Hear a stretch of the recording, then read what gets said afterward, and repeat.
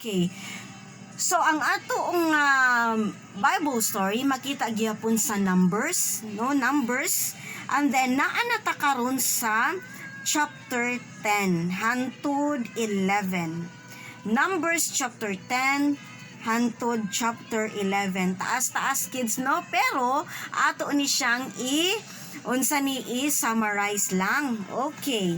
So this time kids, last Saturday, gipahimo sa Ginoo si Moses og unsa ganito kids?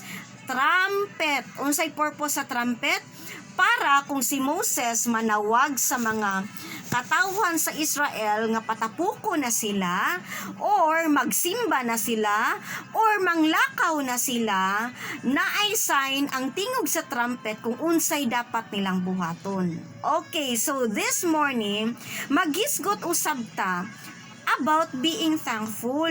Pero siguro na to kids, nga gisugo na sila Moses ug ang mga Israelites nga mulakaw na mo padayon sa ilang biyahe padulong sa Promised Land.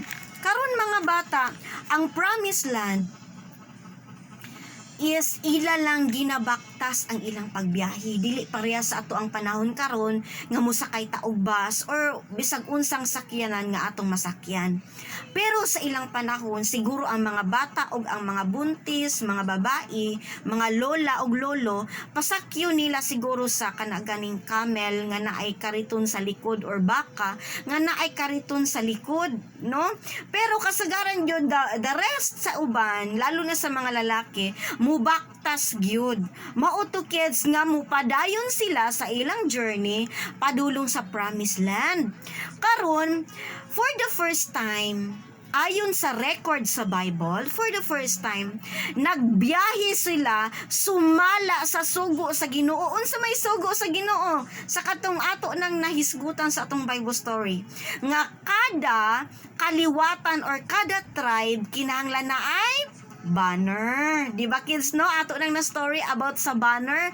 Gipahimo silang banner representing sa ilahang tribe. Unsa man ang ilang tribe? Kung tribe ba sila ni Judah, kung tribe ba sila ni Benjamin, yun. There are 12 tribes of Israel. So 12 pud ka banner ang ilang dalaon, matag banner, matag kaliwatan or matag tribe na ay kaugalingong banner nga ginabitbit. And then kids, for the first time, madungog na nila ang trumpet. Yun. Madungog na nila ang trumpet nga sign na to siya nga mulakaw na sila padulong, magpadayon na sila sa biyahe nila padulong sa Promised Land. And then kids, every tribe na ay leader. So naay leader kang Judah na si Nahason, which is the leader, kang Issachar si Nathaniel, kang Zabulon si Eliab ang leader, and then sa mga Levites pod naapoy leader. Unsa ganito mga Levites mga bata kung nakahinumdum mo? Ang mga Levites ang ilang assignment mao ang paghipo sa tabernacle. Di ba no, sila ang naka-assign sa tabernacle. So every time nga mag-journey na sila, magpanaw na sila padulong sa Promised Land, sila ang in charge sa paghipo sa tabernacle, na in charge sa paghipo sa lamisa, sa katong candlestick, sa tanang mga holy or sacred nga mga butang nga naasulod sa tabernacle. And then lain pod ang magbitbit sa mga poste, lain pod ang lahi pod ang magbitbit sa mga kurtina, lahi-lahi sila og assignment. So ang mga Levites sa nagipangaluhan ni Gerson og ni Merari, sila ang in charge sa mga poste sa tabernacle. So sila ang bitbit, dayungan nila, daghan man sila. And then sa tribe ni Ruben na si Elisur ang ilang leader, si Simeon, si Selemuel ang ilang leader, si Gad, si Eliasaph. And then mga bata, another tribe of Levites nga in charge sa mga sacred things sulod sa tabernacle, gipanguluhan ni Kohat. So si Kohat ang in charge sa kortina, sa katong whatever sulod sa tabernacle nga naa didto, siya ang in charge ato og siya ang leader. And then sa tribe ni Ephraim, si Elisama kang Manase, si Gamaliel, si Benjamin ang ilang leader, si Abidan, kay Dan si Ahiser, sa Banay or tribe ni Aser si Pagiel, o kang Neftali si Ahera. So there are 12 12 tribes of Israel mga bata. And then sa ilang biyahe or sa ilang pagbaktas mga bata, naguna or gipauna gyud or paunahon gyud ang Ark of the Covenant. Kinsa man ang mag-alsa sa Ark of the Covenant? Walay lain kundili mga pare. Yun, sila lang ang gialaw nga mag-alsa, magbit-bit sa Ark of the Covenant. Ngano man priest lang man Ate Juvie, dili pwede di ay nga bisan kinsa? No, kay ngano man higpit ang balaod sa Ginoo kids nga walay bisan kinsa nga muhawak mo gunit sa Ark of the Covenant unless kung sila ang naka-assign dito, which is the priest. Kay ngano man kung Israelita lang ka nga wala ka gi-assign dito tapos mag-apil-apil ka sa ilang trabaho, unsay punishment? Mamatay gayud. Kay ngano man ingon ana ang balaod panahon sa Old Testament. Yes kids, grabe kahigpit. Pero kids, kadtong tanan gituyo sa Ginoo kay nga naman gusto or i-test sa Ginoo ang obedience sa mga Israelites. Kinahanglan mo obey, mo follow gyud sa sugo sa Ginoo. Mao to nga nag-una ang Ark of the Covenant. Unsa ganitong Ark of the Covenant mga bata?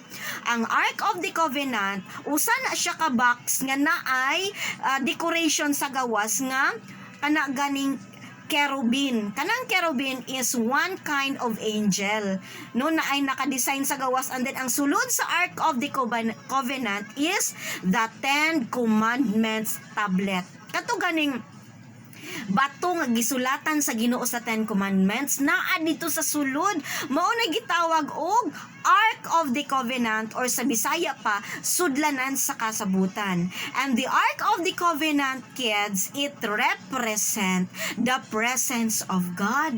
So sa ato pa di ay kids, kinahanglan maguna ang Ark of the Covenant, buot pasabot maguna ang Ginoo sa ilang biyahe kay nganuman ang Ginoo ang mamili kung asa sila dapita magrest or muundang sa ilang biyahe kay tungod kay kinahanglan po nila magrest. So kinahanglan maguna ang Ark of the Covenant which represents the presence of God kay nganuman tungod kay ang Ginoo maoy mopili og lugar para asa sila magpahulay. Maunay kana ganing purpose nganong paunahon ang Ark of the Covenant, nganong paunahon ang mga tribe, sunod-sunod kids in order. Dili pwede nga maguna si Isakar kang Joda. Kung ikaw ang naguna, kung kinsa ang second, kung kinsa ang third, kinahanglan must be in order. Maunay gusto sa Ginoo nga in order ang tanan, arrange ang tanan because our God is God of order. Dili siya gusto kayamukat. Dili siya gusto og kana ganing kalat. Kay nga naman ang Ginoo is a holy God, is an excellent God. Mao na nga gusto siya nga arrange ang tanan. O gusto sa Ginoo nga mag-una ang Ark of the Covenant kay nga naman God himself is the leader of the Israelites.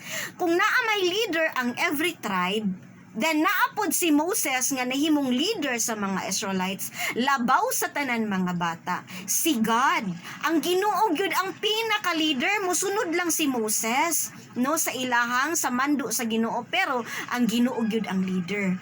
Karon mga bata, pag abot didto sa chapter 11, didto na nagsugod na.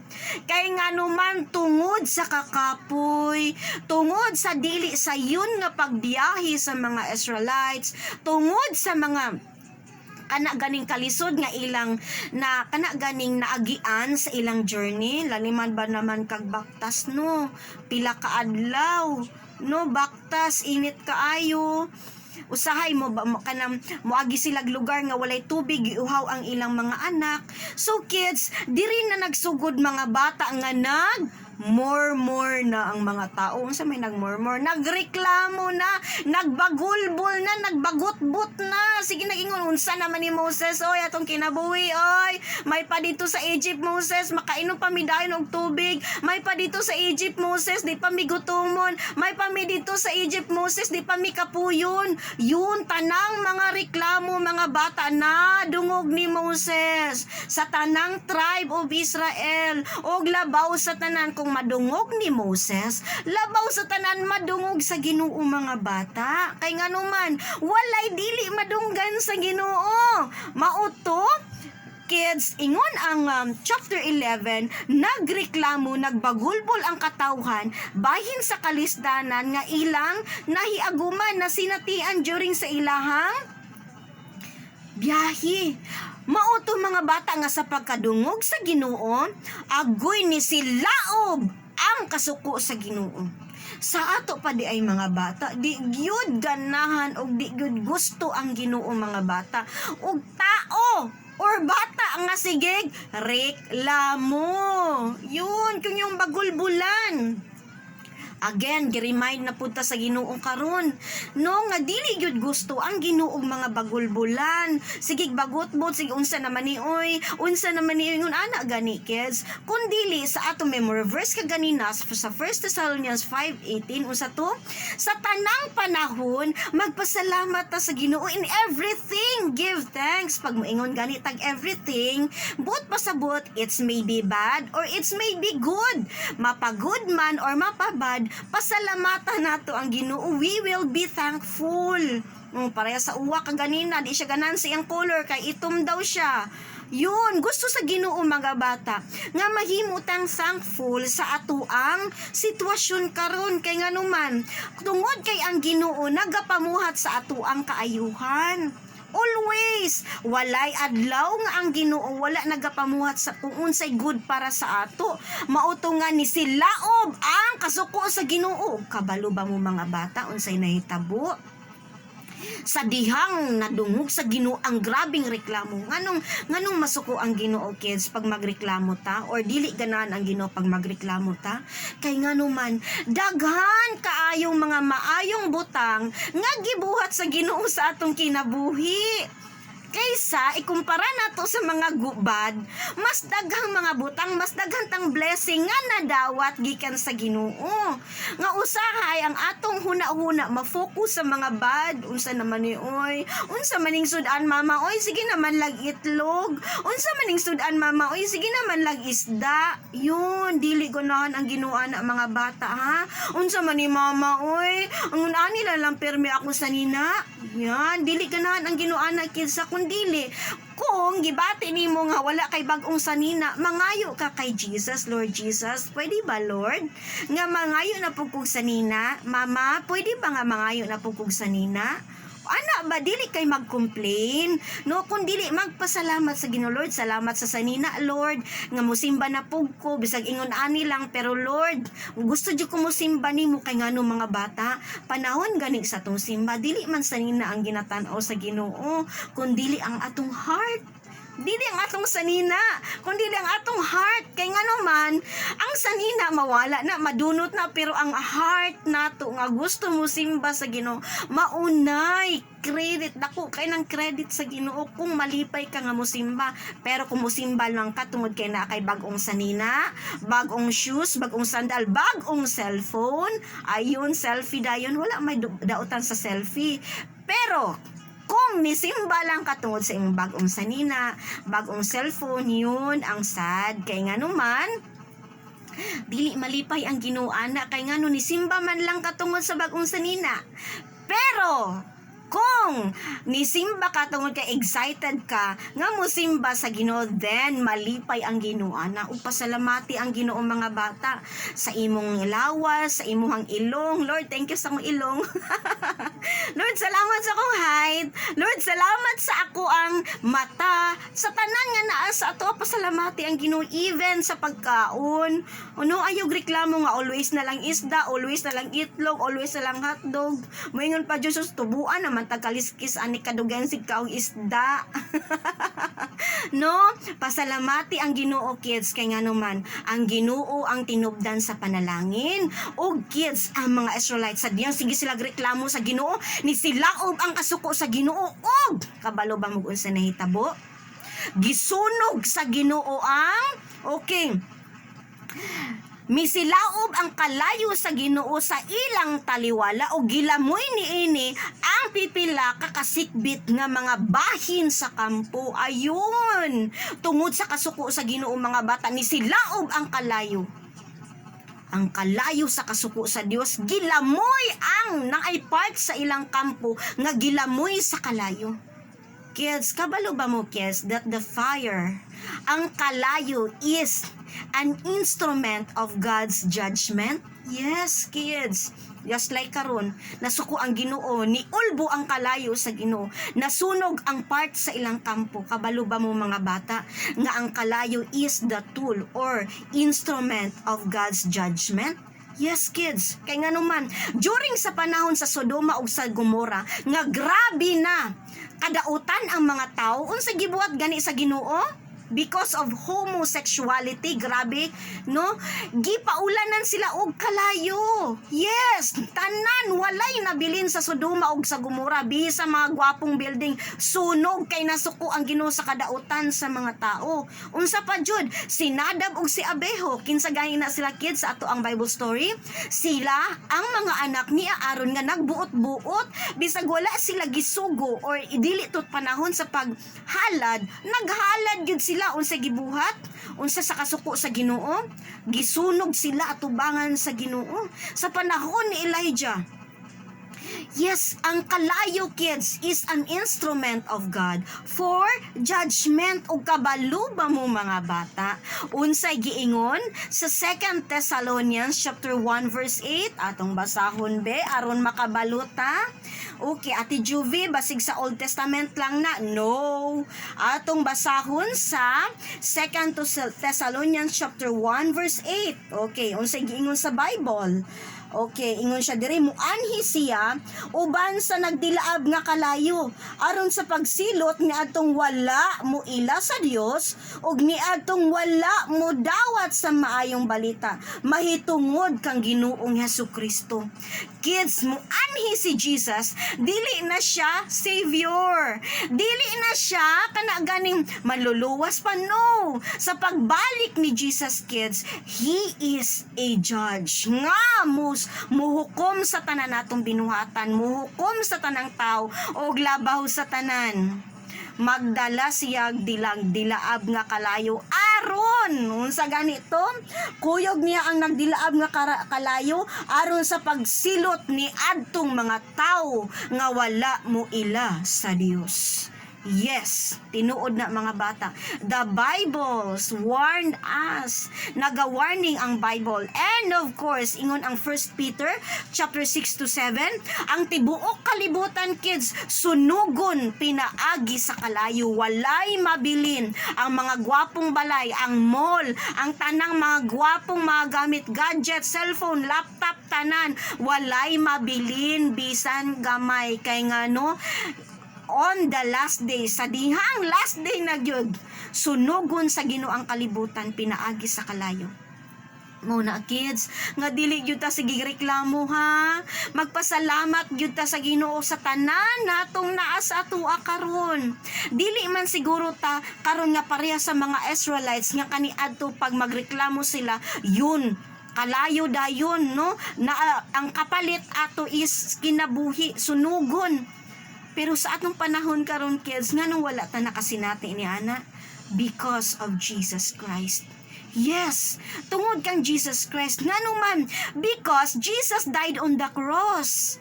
So kadtong mga naanda ni atong Old Testament, ang uban niya do dili na applicable sa New Testament kay ngano man giobey na tanan ni Jesus ang dapat tumanon sa tao para malipay ang Ginoo.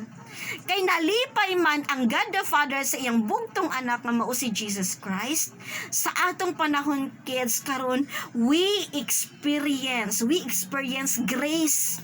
Grace, grabing inat sa pailob sa Ginoo. Dili pareha sa mga Israelites pag mag-disobey lang sila, pag magreklamo lang sila. Kapalit ni anak kinabuhi, masuko ang Ginoo. Pero sa atong panahon karon kids, unsa may mahitubo kung magsige taog reklamo. Kabalo mo kung sa mahitabo kids sa inyo kung magsige mo reklamo. Kids, wala jud mo'y kalipay. Saputon, tapos madali lang masuko kay ngano dili man ka thankful. Sige kag reklamo sa sa kung unsay naa sa imuha. Mao na ang mga bata nga kung magsige tag reklamo sa Ginoo, dili gyud malipay ang Ginoo. Ug labaw sa tanan kung dili gani ta magpasalamaton sa Ginoo, walay panalangin gikan sa Ginoo. Ang Psalms chapter 9 verse 1 nag-ingon, I will give thanks to the Lord with all my heart. I will tell all of your wonders. Ingon si King David, pasalamatan nako ang Ginoo sa tibok nakong kasing-kasing ug isulti nako ang mga kahibulungang butang nga imong nahimo Ginoo. Mga bata, gusto sa Ginoo nga pasalamatan nato siya sa tanan niyang gibuhat sa atong kinabuhi. Unsa may gibuhat ni Jesus sa ato ang tanan? Namatay si Jesus sa krus para nimo ug para nako. Buot pasabot mga bata ang iyang kinabuhi iyang gihatag, so wala tay reason nga dili ta mahimong thankful. Og labaw sa tanan, pasalamatan nato ang Ginoo kay nganuman hangtod karon gihatagan pa ta niya og kinabuhi. So mga bata, ugali ba ninyo karon nga kana ganing magsigig reklamo? So karon nga buntag kids, no, gipahinumduman ta sa Ginoo. Gipahinumduman ta sa Ginoo nga dili ta magsigig reklamo, but instead mga bata, no, magpasalamat ta sa Ginoo kay nganuman maayo ang Ginoo sa tanang panahon. So kids, let's pray. Father God in heaven, Lord, we thank you so much, Ginoo, sa imong word karon nga kabuntagon.